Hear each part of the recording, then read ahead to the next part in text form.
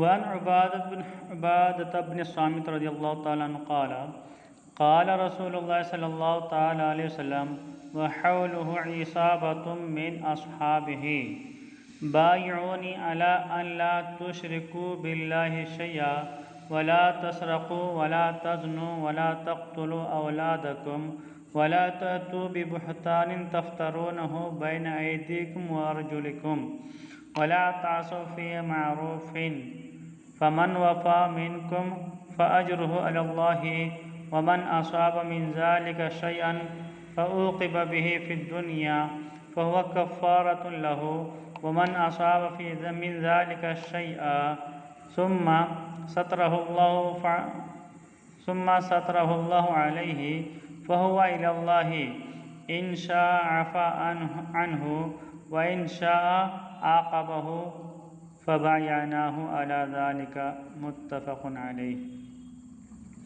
عبادہ بن صامت رضی اللہ تعالیٰ عنہ بیان کرتے ہیں رسول اللہ صلی اللہ تعالیٰ علیہ وسلم نے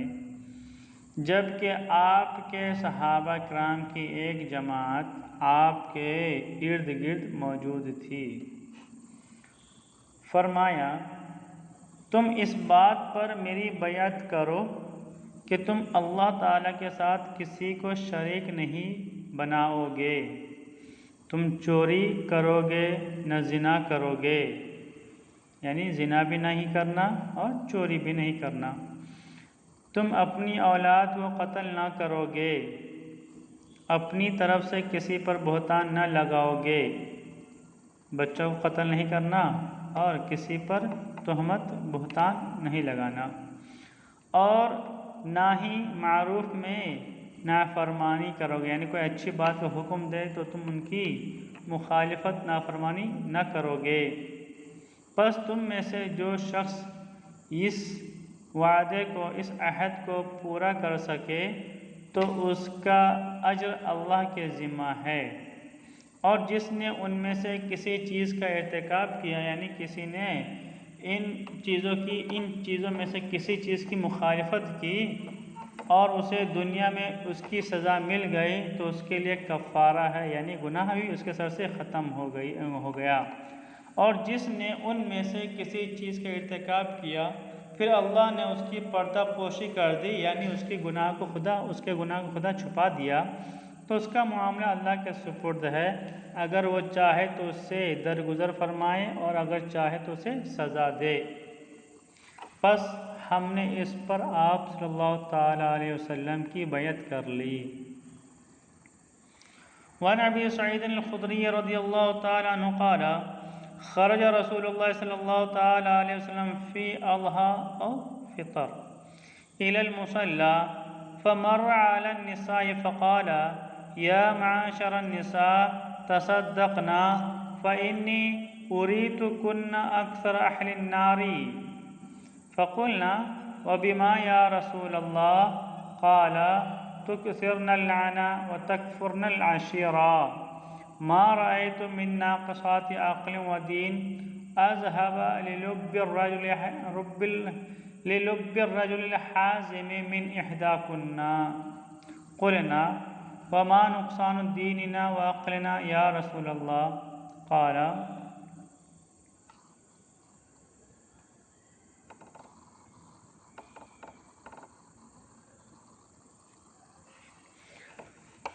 أليس شہادت المرأة مثل نصف شہادت الرجل قلنا بلا قال فذلك من نقصان عقلها قال أليس إذا حاضت لم تصلي ولم تصم قلنا بلا قال فذلك من نقصان دينها متفق علیہ۔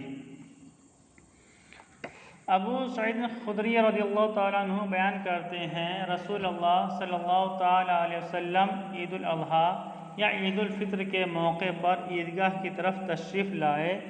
تو آپ صلی اللہ تعالیٰ علیہ وسلم نے خواتین کے پاس سے گزرے تو فرمایا خواتین کی جماعت، اے عورتوں صدقہ کیا کرو، صدقہ کرو، میں نے جہنم میں تمہاری اکثریت دیکھی ہے۔ انہوں نے عرض کیا، عورتوں نے سوال کیا، اے اللہ کے رسول، کس وجہ سے آپ نے عورتوں کو جہنم میں زیادہ پایا؟ آپ صلی اللہ علیہ وسلم نے فرمایا، تم لعن طعن زیادہ کرتی ہو اور خاوند کی شوہر کی ہسبینڈ کی ناشکری کرتی ہو۔ میں نے تم سے زیادہ کسی کو دین اور عقل میں نقص رکھنے کے باوجود پختہ رائے مرد کی عقل کو لے جانے والی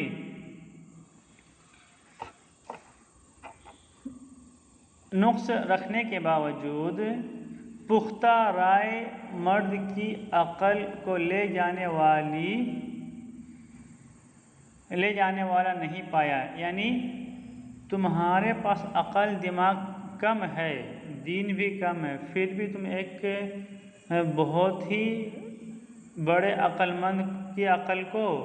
مفقود کرنے والی تم ہی ہو۔ انہوں نے عرض کیا، اللہ کے رسول، ہمارے دین اور ہماری عقل کا کیا نقصان ہے؟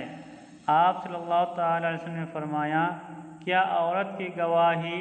مرد کی گواہی سے آدھا نہیں، نصف نہیں؟ انہوں نے کہا، جی ہاں، کیوں نہیں؟ آپ صلی اللہ تعالی علیہ وسلم نے فرمایا، یہ اس کی عقل کا نقص ہے۔ آپ صلی اللہ تعالی علیہ وسلم نے فرمایا، کیا جب اسے حیض آتا ہے، یعنی عورتوں کو حیض آتا ہے، تو اس وقت وہ نماز اور روزہ ترک نہیں کرتی؟ عورتوں نے جواب دیا، کیوں نہیں، ایسے ہی ہیں، یعنی عورتیں ایسا کرتی ہیں۔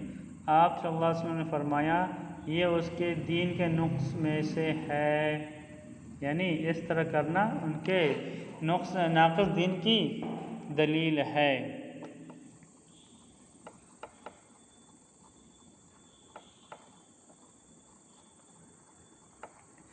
وعن ابی ہریرہ رضی اللہ تعالی عنہ قال قال رسول اللہ صلی اللہ تعالی علیہ وسلم قال اللہ تعالی کذبنی ابن آدم ولم یکن له ذلك وشتمنی ولم یکن له ذلك فاما تکذیبہ ایایا فقوله لا یعیدنی کما بعدنی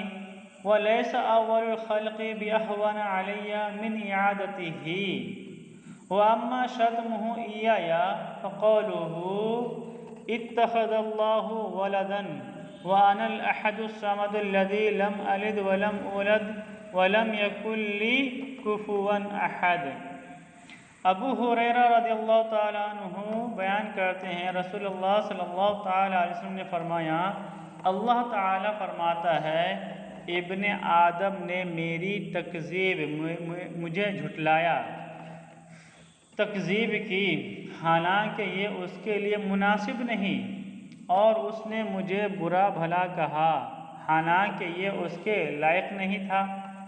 رہا اس کا مجھے جھٹلانا، تو وہ اس کا یہ کہنا کہ وہ مجھے دوبارہ پیدا نہیں کرے گا جیسے اس نے شروع میں مجھے پیدا کیا، حالانکہ پہلی بار پیدا کرنا میرے لیے دوبارہ پیدا کرنے سے زیادہ آسان ہے،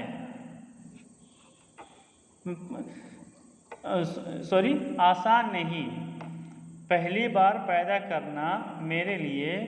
دوبارہ پیدا کرنے سے زیادہ آسان نہیں، یعنی دوبارہ کسی مردے کو زندہ کرنا خدا کے لیے بہت ایزی ہے، اس کی نسبت پہلی مرتبہ کسی کو پیدا کرنا اول التخلیق وہ کم ہے۔ یہاں پر خدا کے لیے مشکل اور آسان کی بات نہیں ہے، خدا دو عمل کے بیچ میں کمپیریزن کر کے کہتا ہے کہ یہ کام زیادہ آسان ہے بنسبت اول تخلیق کے۔ خدا کے لیے دونوں کام آسان ہے، کیوں؟ دونوں کام کن سے ہی ہوگا، اوکے، مگر نسبت بتا رہا ہے خدا کہ یہ کام زیادہ آسان ہے، وہ کام بنسبت کچھ کم ہے۔ اور رہا اس کا مجھے برا بھلا کہنا، تو وہ اس کا یہ کہنا ہے اللہ کی اولاد ہے، حالانکہ میں یعنی اللہ تعالیٰ یکتا بے نیاز ہے، جس کی اولاد ہے نہ والدین، یعنی اللہ کہتا ہے میں یکتا ہوں، میں بے نیاز ہوں، نہ میری کوئی اولاد ہے، نہ میرے ماں باپ ہے، اور نہ ہی کوئی میرا ہمسر ہے۔ اوکے،